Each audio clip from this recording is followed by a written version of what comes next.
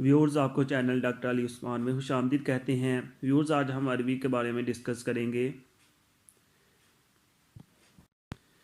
इसको कैलोकेशिया बोलते हैं। अगर इसका लतीनी या साइंटिफिक नाम देखा जाए तो कोलोकेशिया एस्कुलेंटम है। इसका मिजाज सर्द और तर होता है। ऐसे मरीज़ जो हाई ब्लड प्रेशर का शिकार रहते हैं, अरवी खाने से हाई ब्लड प्रेशर कम हो जाता है। जिल्द का अगर सूखापन हो, झुर्रियाँ हों, तो ये अरवी उसको दूर करती है।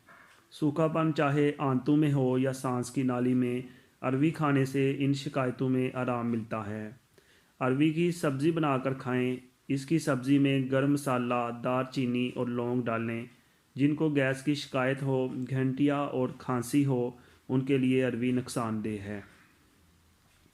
दिल की बीमारियों में इसका तरीका इस्तेमाल नोट फरमाएं। दिल की बीमारी के मरीज़ को अरवी की सब्ज़ी 25 ग्राम एक बार रोज़ाना खाते रहने से दिल की बीमारी में फ़ायदा होता है।